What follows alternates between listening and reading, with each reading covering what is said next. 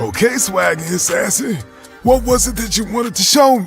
Grandpa, you said the Swaggy chain harnessed the power and spirit of the Negro Leagues, waiting for someone with the passion and determination to unlock it.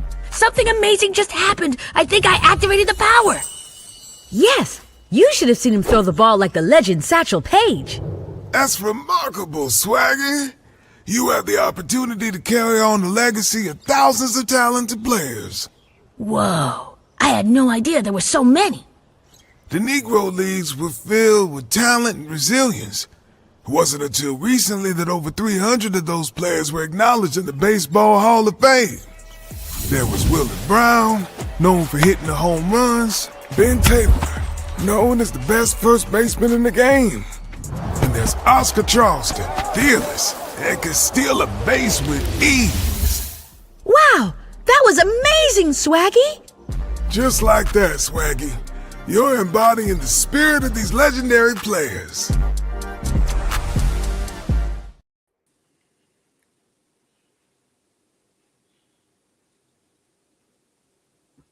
Good morning, man. We want to welcome everybody to Minority Prospects TV, man. I'm here, Alexander White, CEO, founder, Minority Prospects. I'm here with Jerel Johnson, man. How you doing today?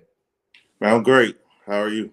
Man, I'm doing well, man. I always want to start off with saying, man, thank you, man, for always believing in the brand, being a good friend, man, for, man, the last about, I'm going to say 6, 7 years, man. I got to tell the story when, when we thought and became real cool and close, man, we kind of put this thing together in New York for the Buck O'Neil, man. The Buck O'Neil was in New York that year. Me and you were sitting next to each other, and we just thought about, hey, how can we create something instead of complaining and asking, how can we create something for the kids, right, in our own? So we went back, from that conference, we went back and started, just dialoguing, and it started with the Georgia Coaches Association, right? We said, hey, man, let's create something for the coaches, teach them how it's supposed to look, blah, blah, blah. And then it went to, scouting players. I remember we used to be on the phone all night for about hours talking about players. I think our list from what we was doing, it just kind of ended with Brett Andrews and those guys who went to college, man. But we used to talk about rankings. We used to talk about doggone evaluation, man. We used to go through all them lists, through 100 players for every classification, man. So I just want everybody to know, man, this is one of the people who helped me start this monster that it is today, man. And it was built off players, man. So again, I just want to say, man, I appreciate it, Jerel, man. Tell the fans a little bit about yourself, man. He had a lot of good bloodline, man. And McNair went to McNair with one of our coaches for our coaches clinic, man. I'm just gonna let you talk about yourself a little bit more. Yeah, like you said, man. It's just been a pleasure knowing you and helping you start this minority baseball prospect situation and softball prospects as well. Sure. There's been some good ideas that have come out of our conversations over the years. And, man, you've been a blessing. I hope I've been a blessing to you and everyone else who I've come in contact with, or anybody who's been affected positively by MVP and MSP. And that's the goal. Everybody won't make the big leagues. Softball does not have a big league. So it's more than just on the field. Sure. We want to pave the way for people off the field too. So big ups to you, man. I'm proud of you. You've taken this thing so far. You're still going. You have a long way to go still. It's going to get bigger every year, I think. For sure. But yeah, I grew up in Atlanta, Georgia, and I went to McNair High School. Was coached by Deion Williams, one of the coaches that was at the coaches clinic. I took a lot of values from him. I went on to play at Southern University for Coach Roger Kadar for 4 years. Learned a lot from him as well, and the people that that I played with along the way, and that helped me be the guy that I am now, especially in scouting. I'm married with 2 kids, man, and it's been great learning through them as well about life, and it's helped me in baseball as well. when I look at kids and families too. So I got my start with the Detroit Tigers. Jimmy Ruff brought me on. So I worked with them a few years, and then Jamel Spearman brought me on with the A's for a couple of years. And now with the Reds, I'm going into my 6th year. Well, actually, I've been with the Reds 6 years now. And I want to recognize Jared Flowers for helping me out with that as well, being a good resource in that aspect with the Reds. So, and he's a Southernite as well. So it's a lot of Southern guys in baseball, man. They're running around doing their thing. So I want to say hello to those guys. Nah, that's big, man. You went to, HBCU. Like you said, a lot of Southern guys, when we talk about baseball outside of making it to the big leagues, a lot of Southern guys, HBCU guys are in baseball just in general at a high level, from assistant GMs to big time agents to everything, to bench coaches. You know what I mean? You got a chance to play with arguably the best college player ever, Ricky Weeks. We'll talk about a little bit about HBCU and the state of scouts and drafts and different things like that, because I get a lot of questions about that. But around the time when you were playing, man, before off camera, we were talking about how many guys got drafted. How plentiful was HBCU baseball when you was there? The reason I think a lot of guys from Southern is, we're still in baseball in different aspects. Black baseball was really competitive back then. We learned a lot from each other. We learned what a real dude was. Right. Off the field, not just on the field. I think people don't realize it's much easier to see if a guy can really play or he can really hold his own throughout a whole year after year, on the field.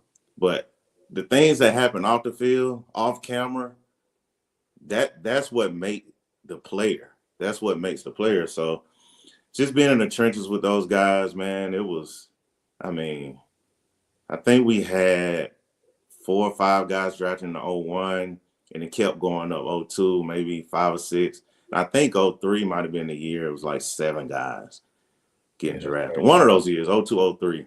Yeah, that's unheard of from one HBCU. So, and I don't want to discredit any other HBCUs too. Jackson State, Florida A&M, they're Hall of Famers from those schools. Yeah. So, Black baseball was, I won't say it was at its peak, but it was a high level of talent throughout all the HBCUs back then. And unfortunately, the lack of exposure kept a lot of guys away from getting those opportunities that you see guys get now. And when Black kids come out of high school now, the exposure allows them to get seen by mid-majors, Power 4 schools, the whole 9. So you see more of those talented players that would have gone to HBCUs back then. Now they're going to mid-majors and Power 4s. No, for sure, man. I wanted to bring you on because, again, you're one of my trusted friends, but also in the baseball world, a guy I know that not only a scout, but really loves the kid, right? Try to put them in the right situation. So for this episode right here, we really want to tap in because a lot of people structure their life around getting scouted, right? Or playing at high events, because everybody's dream is to be a professional baseball player at the end of the day.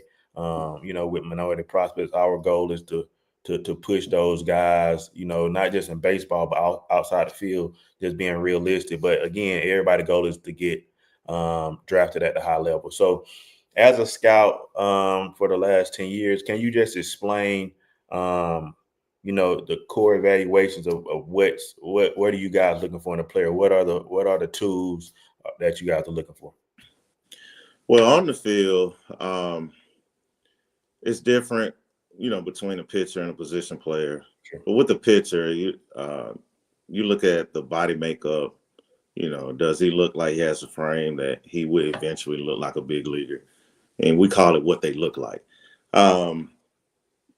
We look at their delivery, their arm action, or do they throw strikes? That's the main point. Like, the best pitch in baseball is strike one. So can they throw strikes? Can they fill the zone up? Also, we look at how they command each pitch. Command is different than control. Control is, do you throw a lot of strikes? Command is, can you miss barrels? That's the difference. So we look at those aspects. As far as pitching goes, as far as pitch types, it depends on what they have. They can have a fastball, four-seam fastball, two-seam, sinker, cutter, slider, changeup, curveball, splitter. There are different pitches that they have. So it's just according to what they have, that's how we grade them. So it may not just be 5 tools on a pitcher or 5 skills. It could be more or less. As far as a hitter, it's more so just 5. How fast they run or how well they run, how much contact they make as a hitter, how much power they have, their glove, their defense, how well they play defense, how strong their arm is, and how accurate they are with their arm. So those 5 things, we pretty much generalize. I'm generalizing right now, not going into detail yet, but those are the 5 tools of a position player. Yeah, when we talk about, with training, we had Marvin Freeman on earlier. Last episode, we talked about velo versus pitching. When you talk about pitching and pitchers, let's just go from the high school ranks. How important is velo compared to command at those levels? At the high school level, people are chasing velos. When I say people, I think more so of, I think a lot of families and kids are chasing velocity because that's what they see get recognition through the media. For sure. And I'm just grouping a bunch of entities into media, whether they provide, rankings and tournaments or whatever. But in the mind of a scout, I think, we still think about strikes and command and will they be able to do that if we just put them in pro ball at 18 or 19? Because right now they're just facing, sometimes 14-year-olds in the 9th grade. For sure. All the way up to 18, 19-year-olds. So at that point, hitters aren't near as good as what they'll be facing in pro ball. So you have to keep that in mind too. So when it comes to velocity, a guy could be throwing 96 miles an hour in high school, but how well does he command it or control it? How easy does he get to that velocity too? Some guys struggle to get to that, but they get to it, but they just give max effort to get to it. Some guys, it's just easy for them to do it. So you take into account a lot of factors when going into velocity and pitching. Yeah, and I guess on our end, when we talk about pitchers and hitters, is how dominant they are, right? Yeah. If you're 96 in high school and you're getting barreled up, we understand that, hey, if you're facing if you're going to the in the minor leagues, you're gonna get that sent to the trees. You know what I mean? So, we definitely understand that. Also on the hitting aspect, I know we talk about it all the time. I know your biggest thing is if I call you and we talk about a player, that the biggest thing that can he hit velo and what is his swing and miss, right? If he's swinging and missing a lot, you talk about that a little bit. Yeah, when you're in high school, you rarely face a guy throwing 95 miles an hour. Most guys are between, I will say, 82, 83, and maybe 92, 93 at the top level. Sure. But there are some guys that stick out at 95, 96 across the country, but you're not going to face that every day. So when we're looking at guys facing, let's say, 85, 86 in high school, for example, if you're not barreling that up frequently, like just dominating, like you said, just making that look like it's 12U baseball, then you're not going to be ready for pro ball, because the following year in pro ball, everybody's throwing in between 91, 99, 100, and it's moving. It's not just straight. Pitchers in high school really don't know how to make the ball move that much. They're just throwing as hard as they can a lot of times to try to beat the batter. And quite frankly, man, you got to make that ball move, especially in pro ball. College ball as well. I mean, in college ball, you're facing 21, 22-year-old guys with metal bats. Yeah, for sure. So you have to make it move. So in high school, velocity, if you're throwing 94, 95, you better dominate. You better throw strikes. As a hitter, you're facing 85 to 89, 90. You have to barrel it up, a lot too. Because we're saying when you get the pro ball, when you're facing 90s to upper 90s and it's moving, how are you going to hit that if you can't barrel up 85 to 90 consistently every week?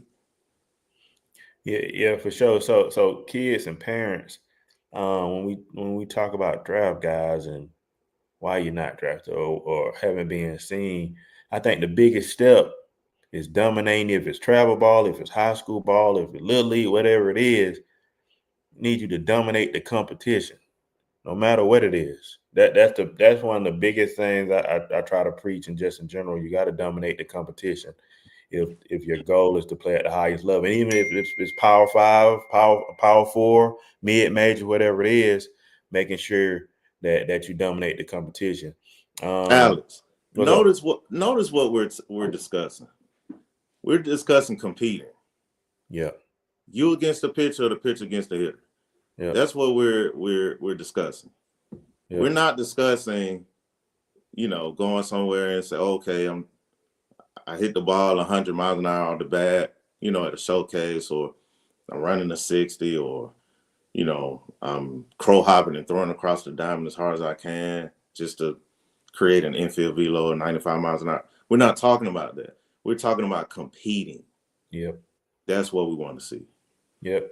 And if you look at the guys just in general in the last couple of years, if you those guys, Michael Harris was a competitor. Yes. You know what I mean? Lawrence Butler was a competitor. Even with Todd not wanting to be a pitcher at the high, further on in his career, but when his senior year, man, he was undefeated. You know what I mean? He dominated his senior year, man. It was crazy. And then we weren't playing chicken wings. We playing some of the top high schools in the country. And he made it look like, that I think what secured his draft stock was first round of the playoff. We were facing Ringo, and they had some guys. And them guys he looked like a different guy. He looked like he was on the wrong field.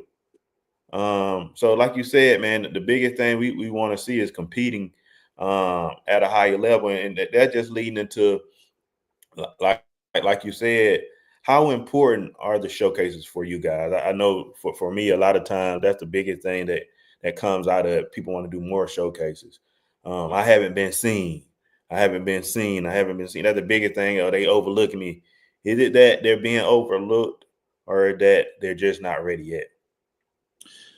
I would say be careful about attending showcases if you don't have a case to show. There we go. That's what a showcase is. Yeah. If you don't have a case to show, don't go to a showcase. What I mean by that is your son may not be ready to create the numbers, the data for whoever's giving the showcases to post for people to see. You don't want to create that. You want to wait until they're ready.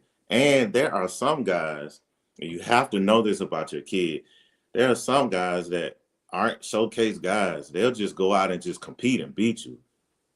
They have that competitiveness, like look, I just want to play a game. I just want to play the game. Yeah. Forget going out and showing you that I can throw far or hard or hit the ball far or hard. It's me against you, and I'll beat you every time.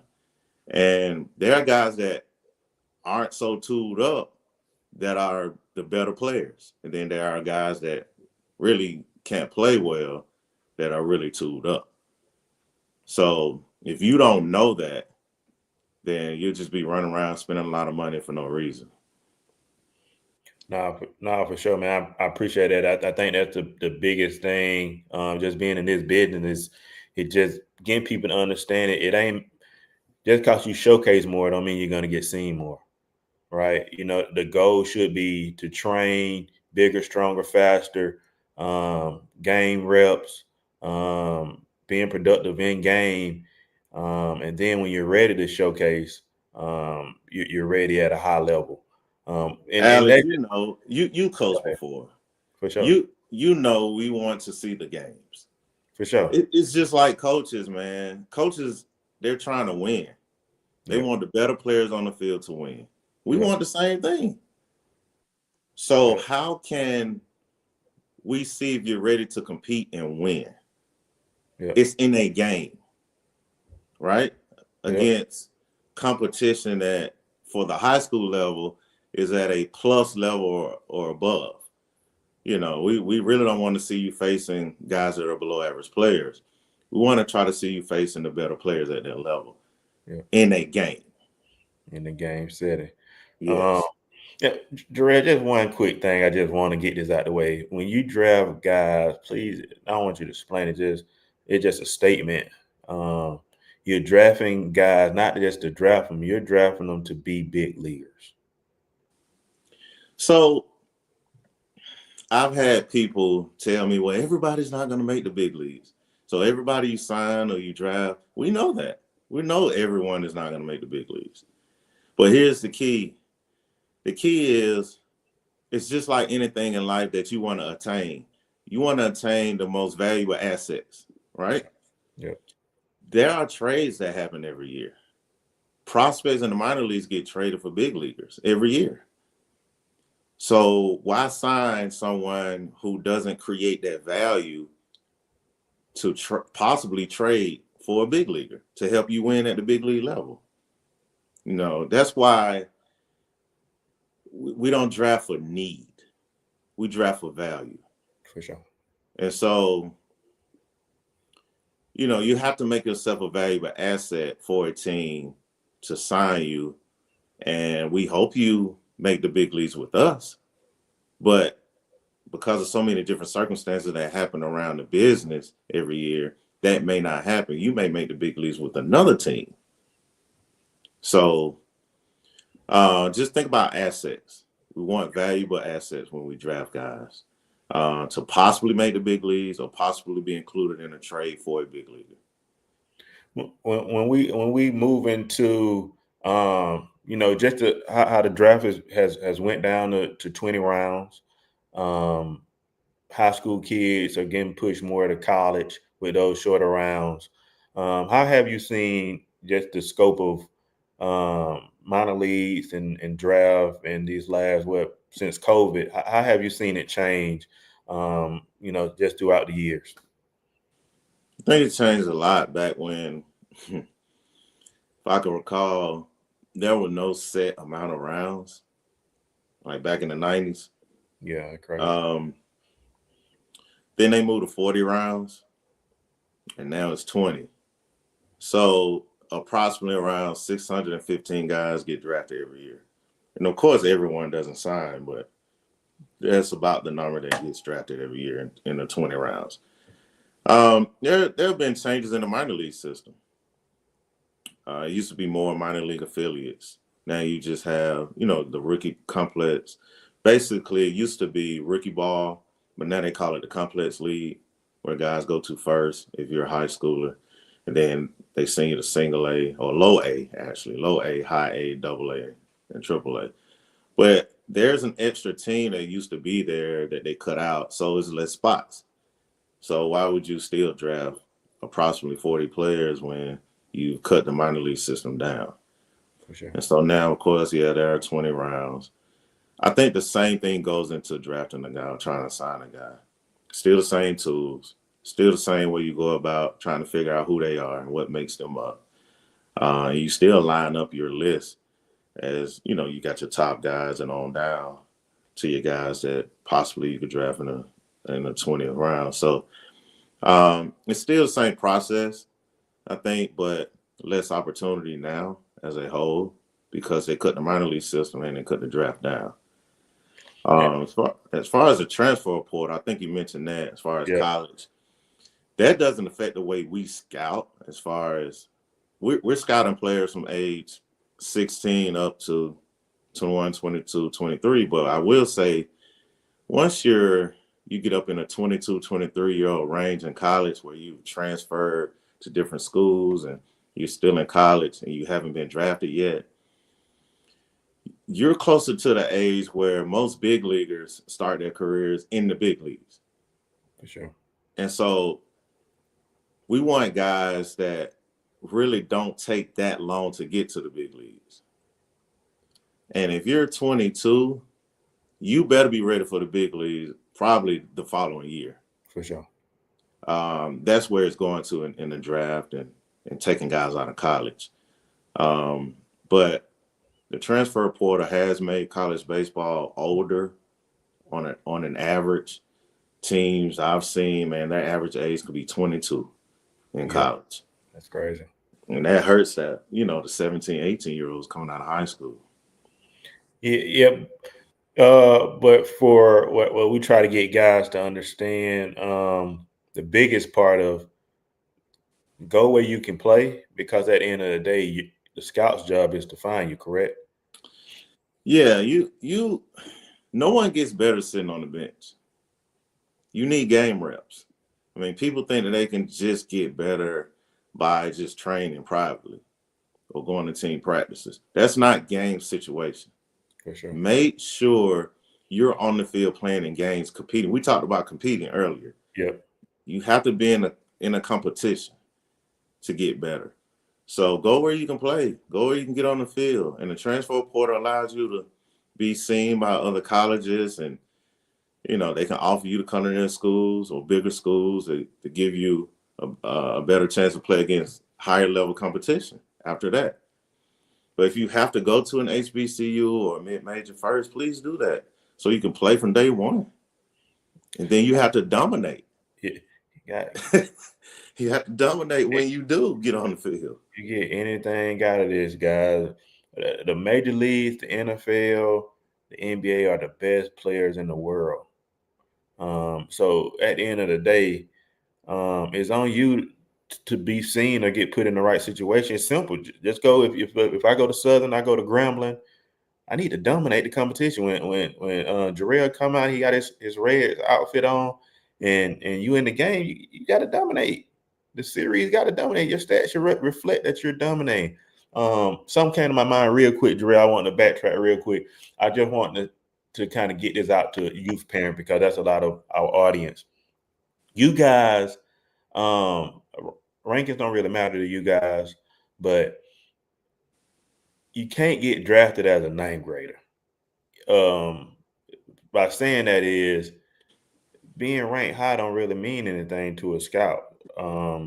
Until what, Jerel, your senior year, or going into your senior year, or what? Can you elaborate on that youth level? I'll say this, Alex. I'll say this. If the 30 Major League Baseball teams wanted to go by rankings to value players, they would need scouts. Can a guy in Cincinnati or Atlanta or LA in the office for those teams look on the computer right now and say, okay, I'm going down the top 100, 200, 300, or top 600 guys. Right. Since we draft 600 guys, and say, hey, I'm going to draft these guys according to these rankings. They don't even know the players. They don't know their makeup. They don't know what they do off the field. Like, if it was based on that, then they wouldn't need scouts. So I would say for parents of a young kid, just make sure they develop a work ethic where they enjoy the process of working. They enjoy the process of the mundane work every day. If the kid doesn't enjoy doing that every day, it's going to be real tough for them to become that type of player that'll get a chance to play pro ball. My son, everybody asks me, man, your son, I know he plays baseball. No, he doesn't. And I don't push him to. Right. He does not like baseball. Okay, fine. Because for sure, if you don't get up every morning wanting to do it, I'm not pushing you to do it. He wants to do something else, so go do something else. So you have to know your kid. You have to know. I was talking to a parent yesterday. His son is a freshman in college at a Power 4 school. And I asked him, I said, man, tell me about your son when he was my son's age. He said, Jerel, man, I'm going to go back to when he was 5 and 6, not your son's age. I'm going to go way back to he was 5 or 6. Man, that dude used to ask me every day to hit him ground balls in the cul-de-sac. I said, at 6 years old? He said, yes. I didn't have to ask him anything or tell him to do anything. He came to me, he was like, Dad, can you hit me ground ball? Dad, can you throw to me? And I'm like, that's what you look for in a parent. Look for that in your kid.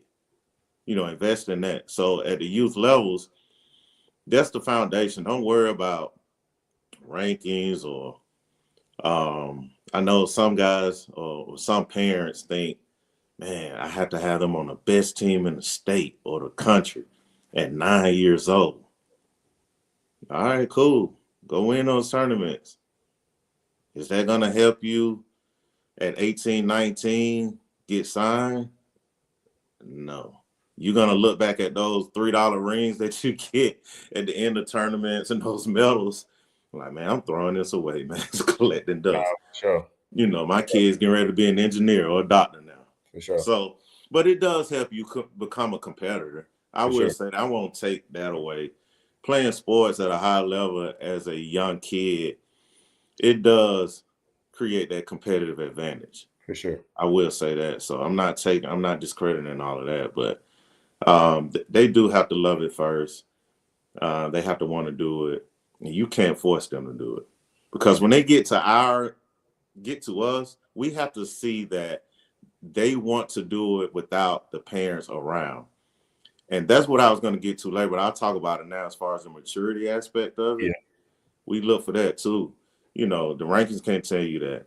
The media can't tell you that. The analytics, which we'll talk about, can't tell you the heartbeat of a player or the maturity or the ability to go out on his own at 17, 18 years old from the nest, from the parents, and be a pro. So I would say the maturity aspect, parents, allow them to communicate with adults without you around to get them used to, because we look for that.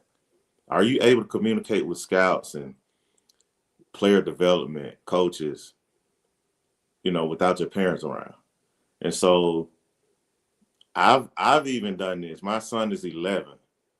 So like even with you, Alice, if you see my son or another coach somewhere or a scout says something to my kid, I make it a point where I turn away or I go do something else or I, create that one-on-one dialogue with them so my son can get used to at an early age communicating properly with adults. No, for sure. And holding their own. So that all lead to do you feel like the player makeup is probably one of the biggest tools that you guys are looking for just in general, that you see with guys who continue to get better, or just say the guys you have that you track doing, from high school to college to pro ball to make it to the big leagues, is makeup a big factor? I think it's the biggest factor. You can't measure that through data. Who is going to find out about these players? We don't know them. When we send them out to pro ball, the coaches don't know them. So how are we going to find out about guys before we sign them and give them a certain amount of money? The scouts. Yep. So we may ask principals, teachers, teammates, former teammates. We could ask anybody about the player and gather that information about who they are.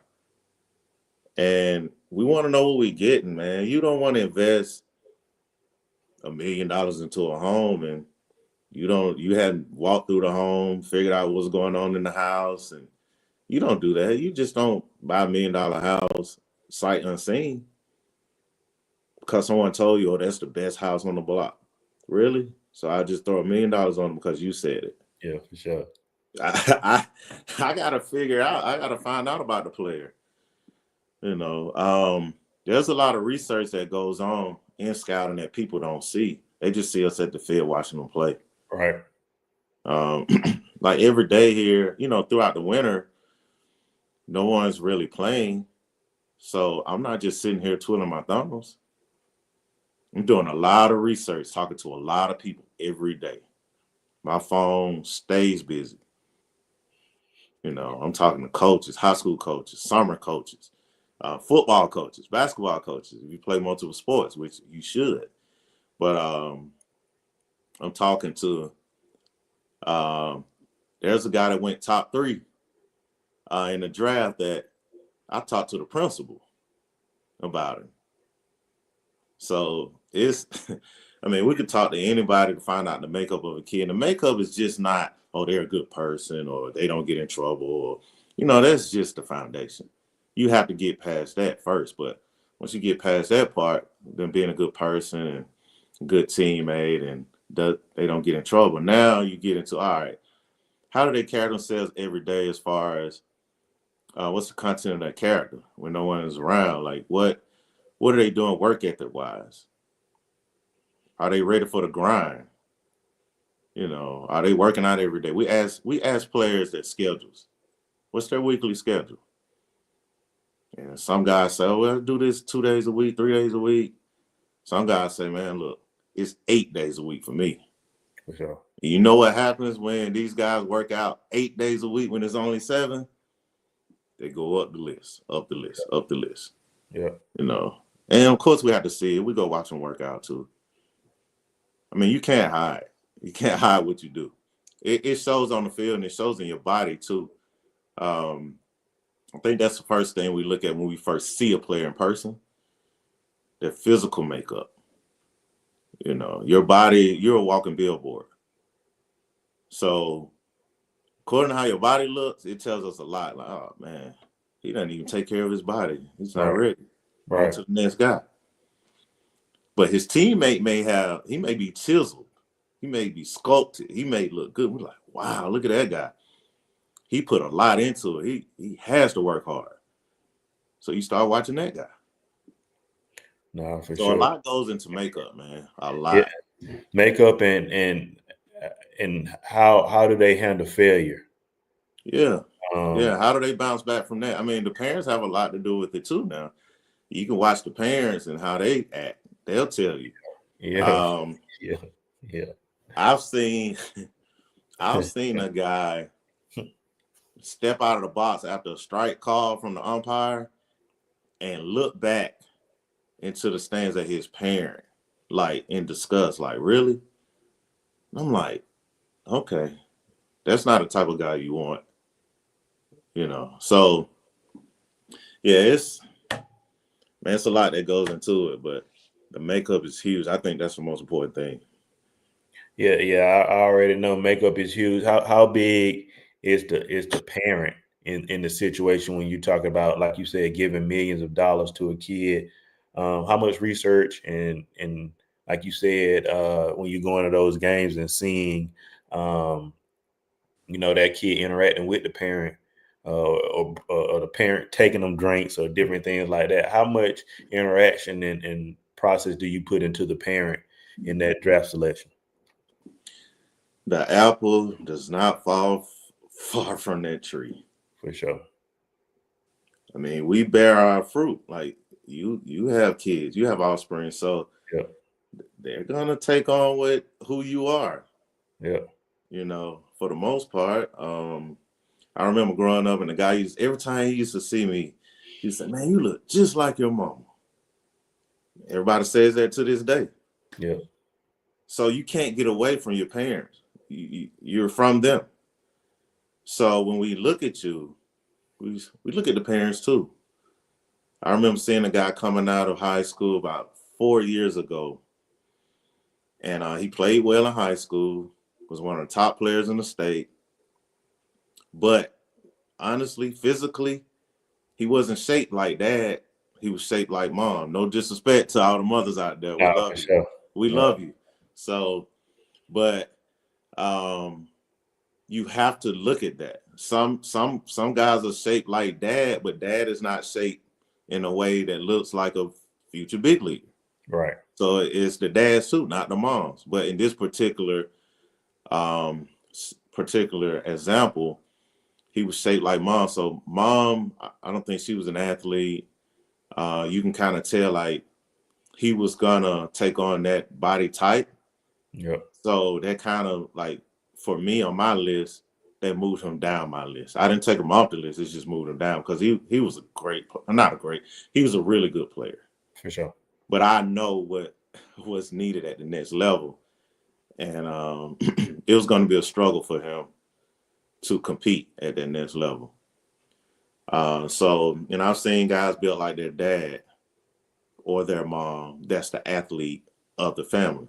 Right. There are guys right now competing on the high school and college level that their moms were great athletes, and you can tell, and the dads weren't. And so the moms are built like athletes, and he got that from the mom side. Right. But it doesn't matter where you get it from. You are a product of them.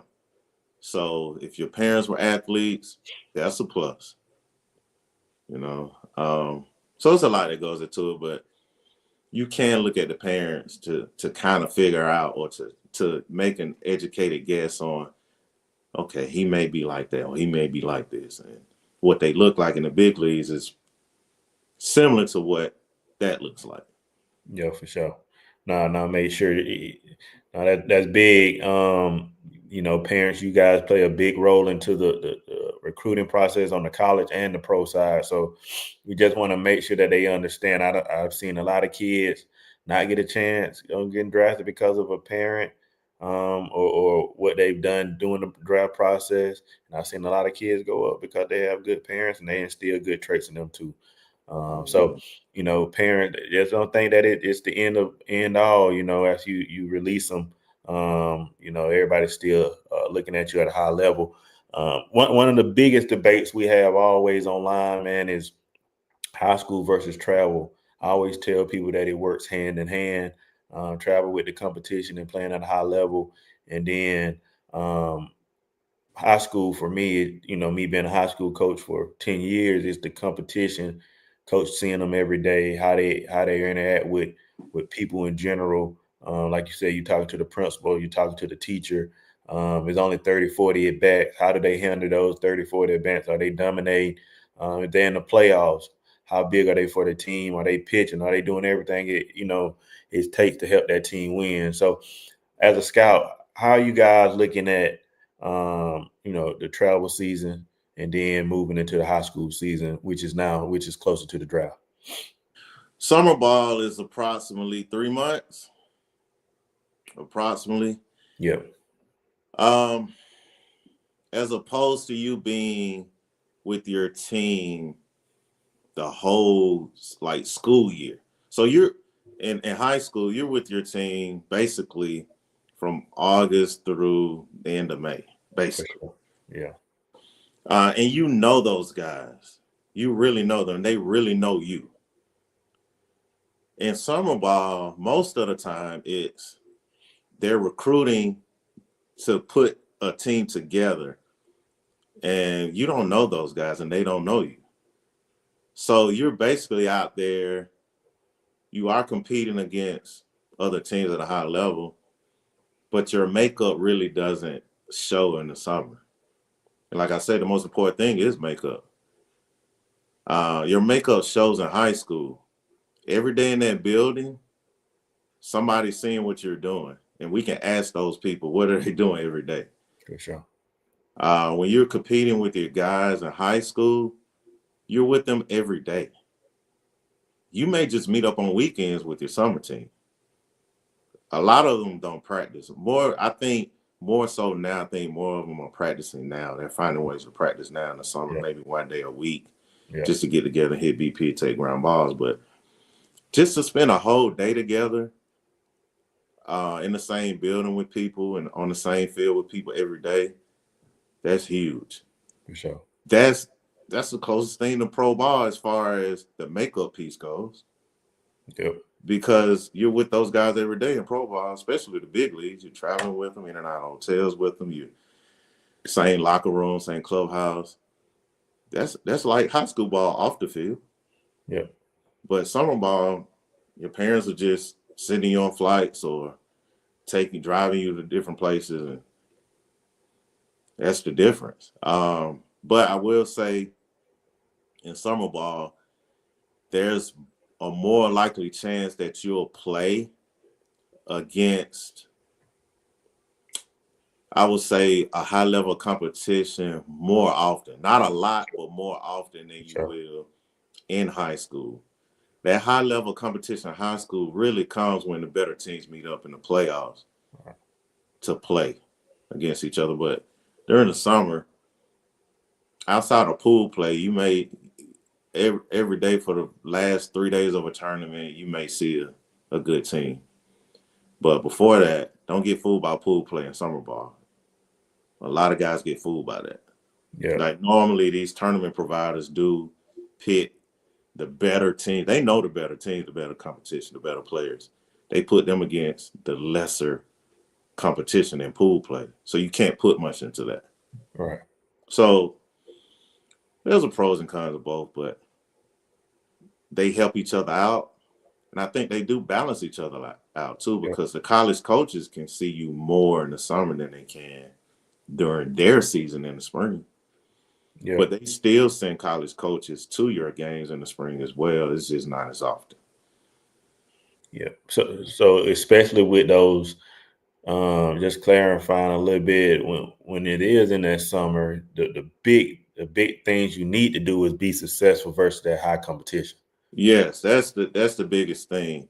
The East Coast pros and the big events like those. I know we talk about that a lot, off camera, but those are the opportunities for you to really, put yourself above and beyond when you're facing that high competition every day. Yeah, for those that don't know what you mentioned, East Coast Pro.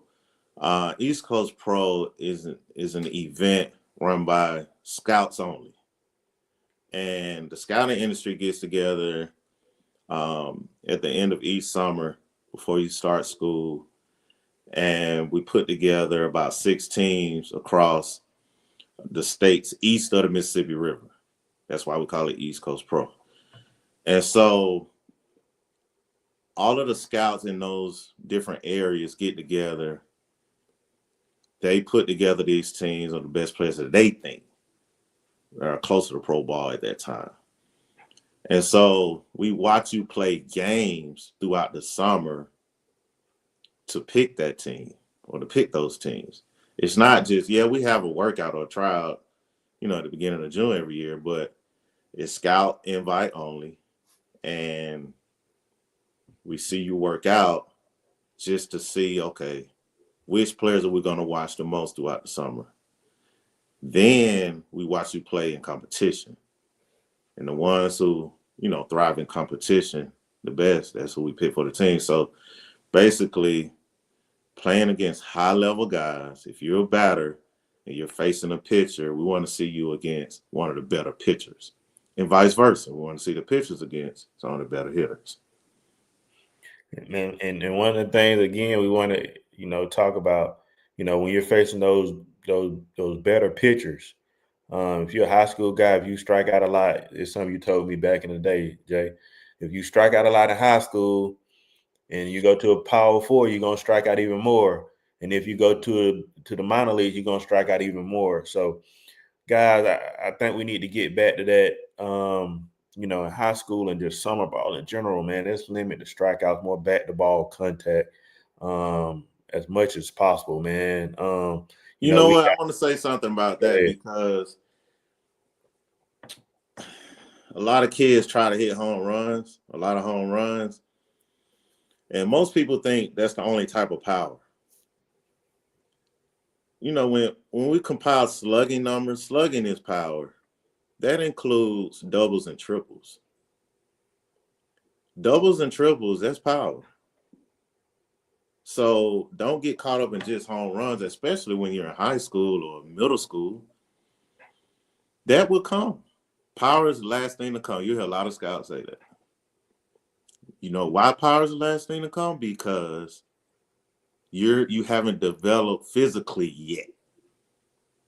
Once you and I'm not putting that on an age restriction. I'm just saying when your body physically gets closer to its max, or putting on mass or what your frame can hold, or that's when the power comes.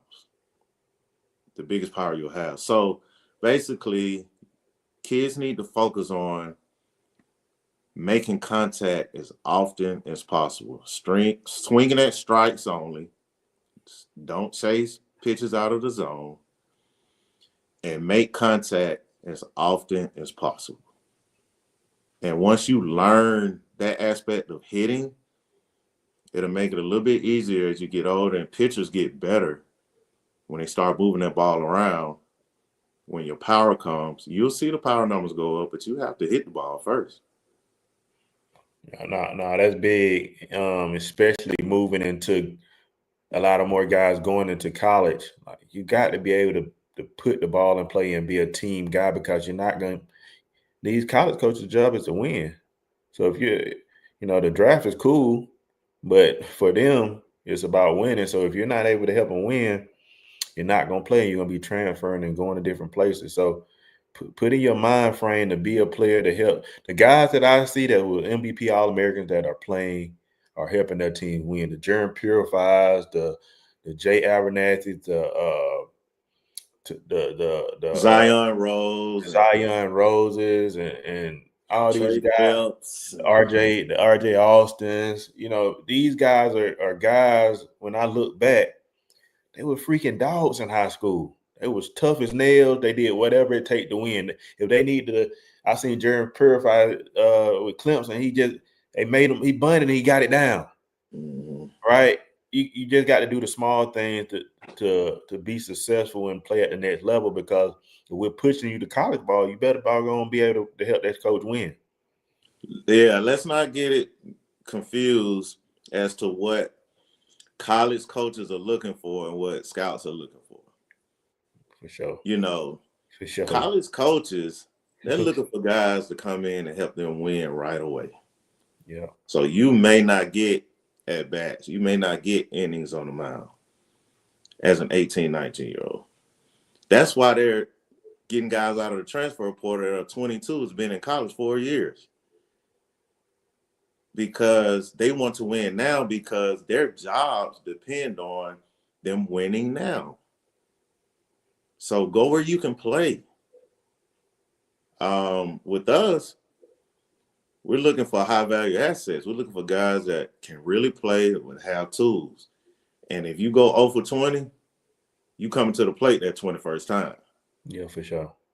If you go 0 for 20 in college, you may not see the field again. Yep. Same thing. I was talking to a guy who coached a prospect for this year, and he told me, I was gathering makeup. And the guy's a pro coach now, but he used to be a high school coach for this kid that's coming out this year. He's a pitcher. And he's like, you know what, Jerel, man, I think this kid needs to go pro, because if he goes to college, he's not going to come out and dominate and throw strikes. He has really good stuff. He just can't control it. He can't command it. He has high upside. He's going to be real good one day. But if he goes to a college, he's going to get buried, because he's going to get out there and throw 3, 4, 5 innings, and he's going to walk a lot of guys. The coach is not going to trust him after that, and he won't play. You go to pro ball, first 3, 4, 5 innings, you look like that. They're going to go back, work on some things. They're going to keep putting you back out there, because they selected you for a reason. They're investing in you. So for sure, that's the difference. I think that's the biggest thing with the parent and the kid making that decision to either going to pro ball or going to college, just understanding who the kid is and where they at in that point in the draft or in college. Some kids I had was more of a pro guy. Like you said, if I would have put them in college, it was too up in the air. You know what I mean? So I think that decision is so big on the parents and the kid, and making the best decision for them, because what we see, especially in our culture, man, it's a copycat culture. If my kid want to be like Joe Blow kid, right? If he got $1 million, I think he deserves $1 million. But in the perspective, you're looking at guys differently. Same way in the college realm. Some guys are college guys, some guys are pro guys. So do whatever is best for you guys, not what you see is best for somebody else. Everybody's path is different, man. Yeah, I think that's the biggest thing that we get caught up in just in general, just because we may play with the guy. And we may do better than the guy, you know what I mean, in certain situations, but he may be he may be 6'4", you know what I mean, and it has a little bit more power and runs a little bit better, you know what I mean? So again, just knowing your own path. Question, Jay. How do a kid, I get this all the time, kid call me and be like, I'm like, hey man, you coming to this event? No, I got shut down by my agent. But the kid is, for me looking at it as a scout mentality, this kid is not a draft guy. How do kids know? I guess it'll be later in the year. How do they know if they're considered a draft prospect? How would a kid know? A kid and a parent, because everybody thinks they're on that. I can't imagine how many calls you get, or just texts and just in general. It may be a guy you gave a questionnaire to and just talk to just in general. Mhm. But how do a kid actually understand the draft process and think that they're really getting considered as a draft guy? Is there certain points that they should be going after or knowing, just in general? How would a guy know if a girl likes him? Shows a lot of interest. There you go. So I don't think people are realistic about the attention or lack thereof that they're getting That's big. That's from big. scouts. Yeah. I mean, when we really like a guy, I mean, we text them, call them, tell them, and reach out to me if you need anything. I mean, that's how you know if your kid is a pro prospect. I mean, how often are they receiving attention on a personal level from scouts? Not, oh, they're up there in the stands watching me play. They may not be watching you. They may be watching someone else. Right. But the communication piece is key. How often are scouts attempting to communicate with you? I think that's the biggest thing. I think that's what you can take from how could I know if I'm being heavily scouted or if I'm a big time pro prospect. The guys that you see get drafted, especially in the top, I would say 3 to 5 rounds. I mean, you can ask them. I had a guy text me last night or this morning about his pitching schedule.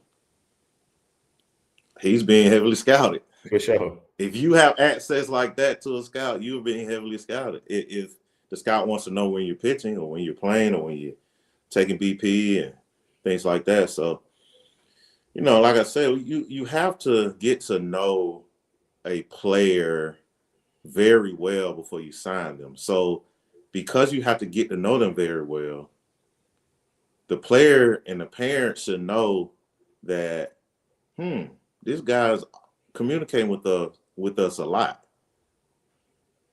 Right? I mean, I'm on a pro prospect level now. That may come at 16. It won't come at 14.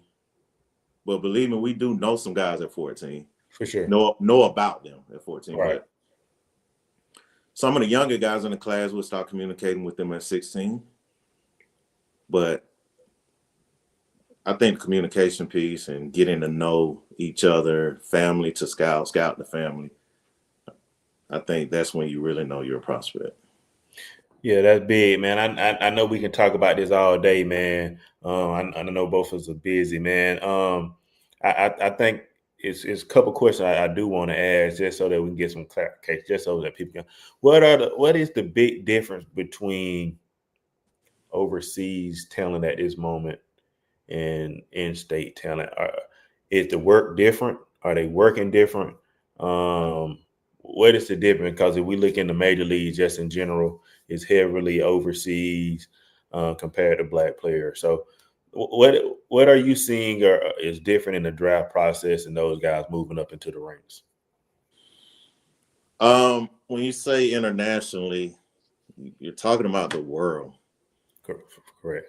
So we're not just talking about Latin America. We're talking about Asia, Africa. You're talking about the world. Yeah.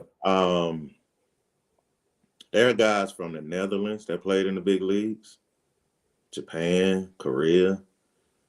So I think each situation is different depending on where you've played and what you've done as an amateur.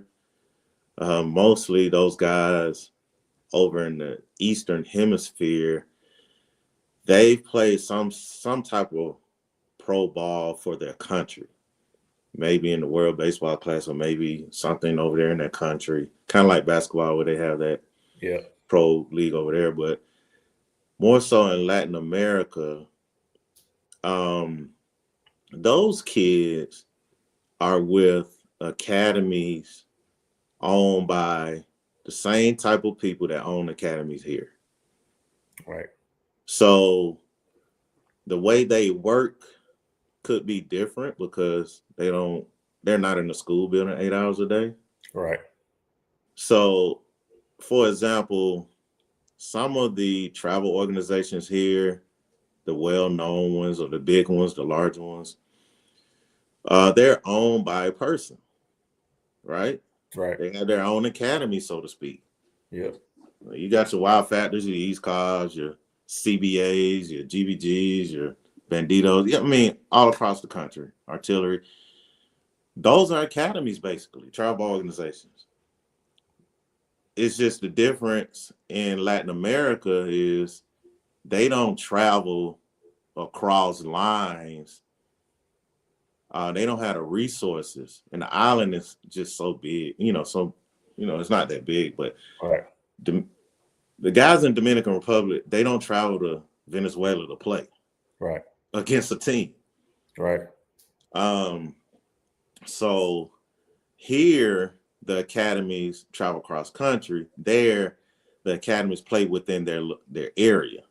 Right. And so those guys train those kids up to be the best that hopefully they can be, to get noticed by the scouts over there. Yeah.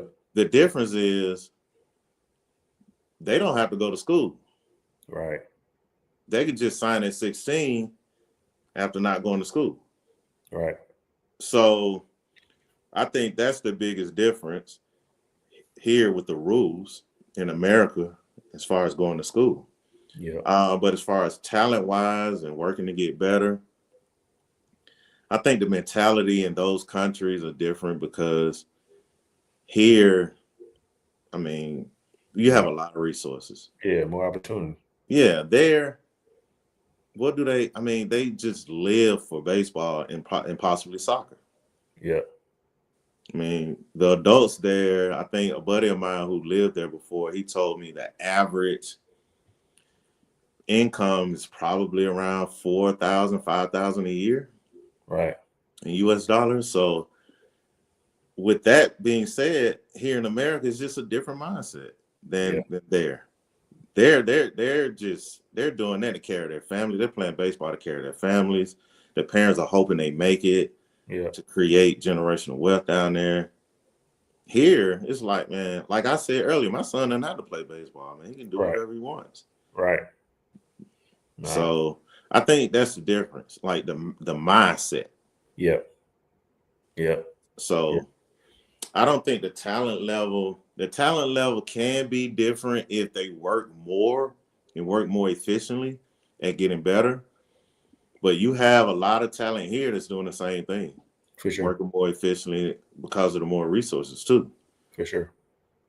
For sure. So, but the biggest thing is the school, no school, signing at 16 without having to go to school, things like that.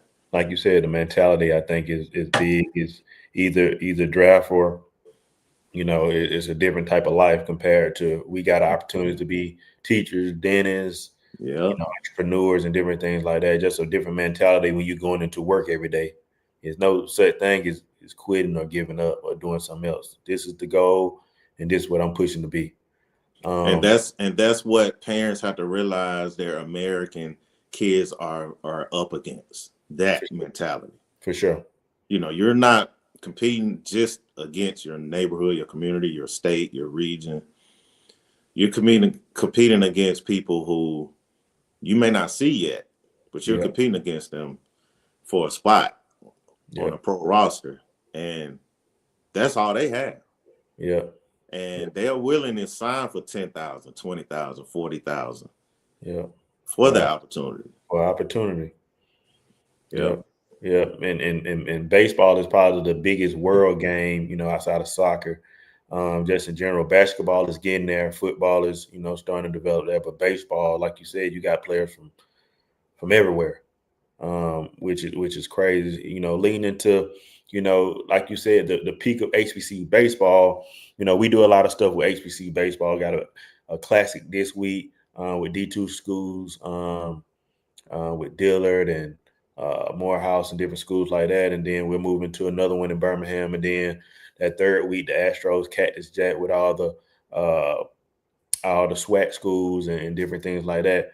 But the big question always is, are you guys scouting HBCUs just in general? But what are you guys looking into the HBCUs, and how can we get more guys drafted?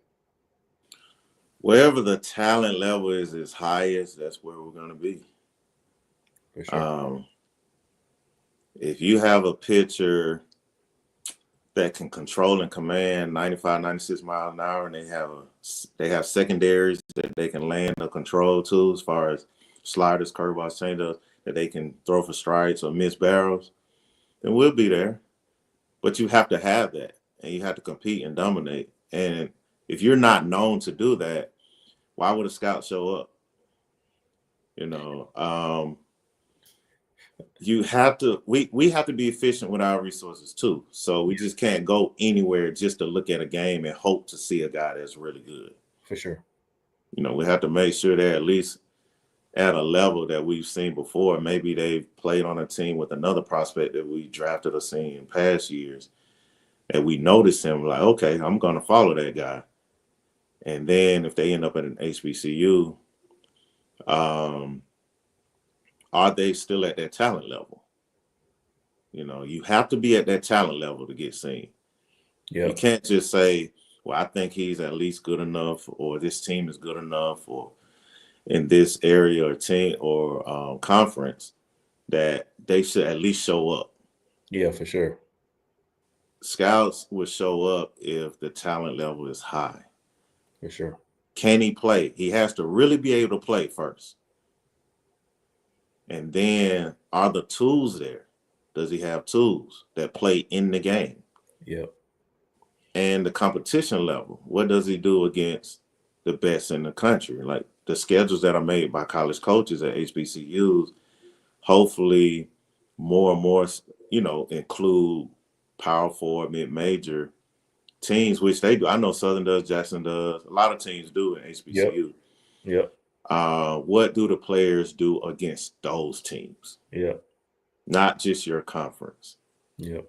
Because let's face it, the talent level is higher in those other conferences, those bigger schools conferences. So are you dominating against those? And you mentioned Ricky Weeks earlier. He dominated those. LSU's, Tulane's, those type of teams. He just flat out dominated them every time. Yeah. A scout may see you one time because you may not play against a high level competition every week. Right.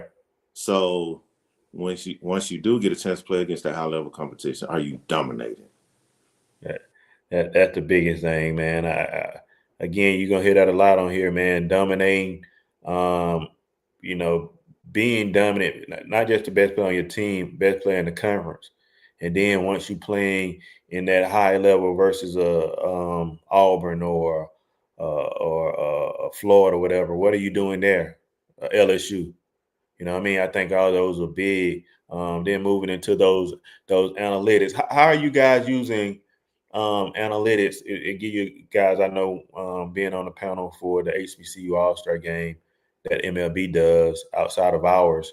You know, a lot of that is pushed, especially with the analytics that they get from those big classic games where they have the track man and different things like that. How big is analytics going into the draft now? I know compared to back in the past is different, but now how is analytics inputted into the draft scenario? You mentioned back in the past is different now than it was back in the past. I think the exposure and the highlighting of analytics Okay, data is different. for sure. In the past, you still had guys ran fast, hit for power. You had fields that showed it was 400 feet center field, 330 down the lines or what have you. So you knew how far the ball went. Right, You just didn't have devices that measured to the T right, where it landed. You didn't have devices that measured the miles per hour that a ball comes off the bat. right. But you can tell by the sound For sure, what was different. for sure. You know, a loud gunshot sound off the bat, ball coming off the bat sounds like a gunshot is much different than a guy that just sound like a regular hit. Right, You know, so you know that guy has more power. right, And so now they have the technology to measure that stuff. And so a lot of times, like it's different when you see it on TV in the big leagues than it is used in college. It's right, not used in high school. It's used in college and the big leagues. So college is different, use analytics differently than the big leagues for the most part. Because a lot of it is entertainment in the big leagues when they show that stuff on your TV right. screen about Yeah, feet 110. per second that he ran and all of that stuff. Well, that's a lot for entertainment for people to stay interested. But in college, I see a lot of college coaches use it to for their team to help them make better decisions on facing their opponents. Right, Like what percentage of strikes does the opposition throw in this inning versus this type of batter or whatever. Like they may use that to gain an advantage to compete. right, But as far as scouting goes,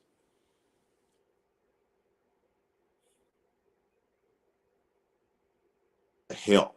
It's a supplement. I mean, it's not the end all be all decision maker. right, And sometimes that can get misconstrued by like a lot of people trying to push the fact that we have analytics and that should make the decision on drafting a player or how right, much money they should get. right.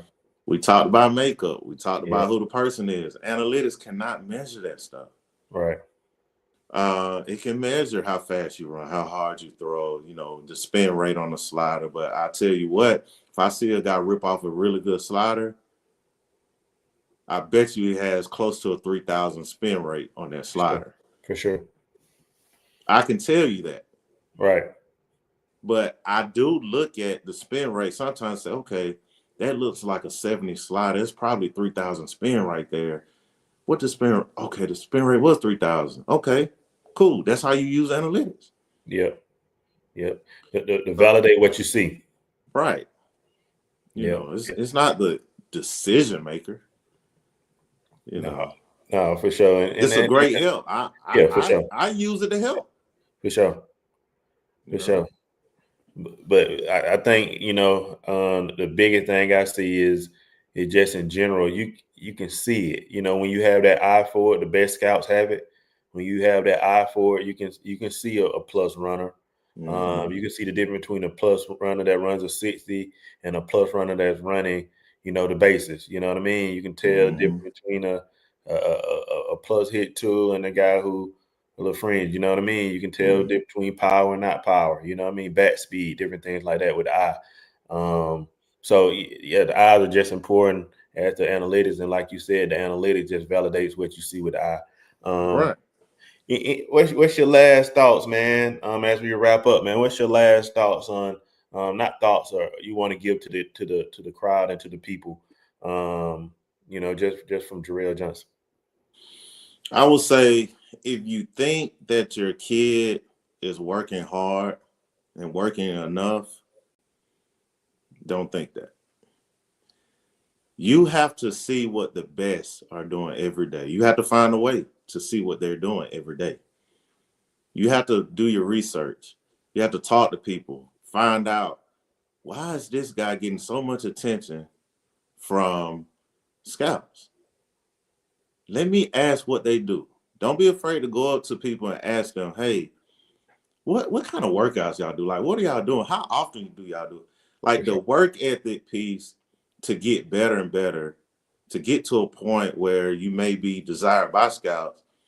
Find that out. Like find out what the other guys are doing because a lot of people think that they're doing enough, but there are a lot of families and kids that are doing this every single day. They don't take days off.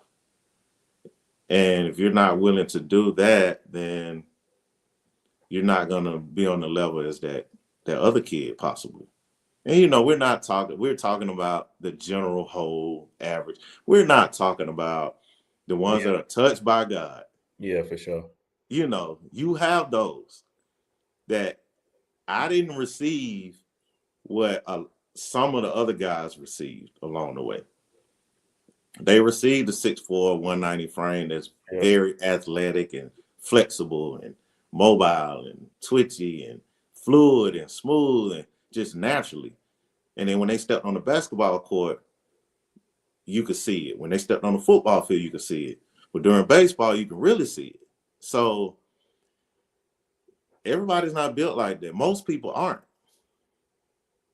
So what do you have to do work ethic wise to get to a level where you can compete high enough to get noticed by scouts? And it's up to you to find that out through talking to people that are doing it. And one thing I want to close this out on, what we talk about always, Jerel. I asked you, in the past, why this player works hard, but he's not getting better. In ninth grade, he may have been a guy you think was a draft guy, but by his senior year, he wasn't a guy because of not that he didn't work hard, but I think parents and kids got to be a student of the game so much that you got to do as much research as possible and make sure you're doing the correct work, right? Yeah, the correct work is right. But you also could be doing a lot of work and just feel like you just can't get over that hump. Yeah. And that's what you've just been given in a frame, in a body, some guys are 5'7", 180, 170, and they won't be able to do what the 6'3", 6'4" guy does in the future. And we're talking about future because there are a lot of kids that dominated ages 4 to 14. But once everybody go through puberty, it's an even playing field. And if your body hasn't developed like theirs, which they developed a little bit later than you, when you dominated because you were bigger, faster, stronger at 12 years old, but you stopped growing and you can't control that, but you work really hard, but you still can't control that, then the next guy, like Ellie De La Cruz did, he grew 3 inches in 1 year. Right. And so a lot of people don't know, a lot of that has to do with your body shape, frame, the mass you can put on, the things it can do, along with the work ethic.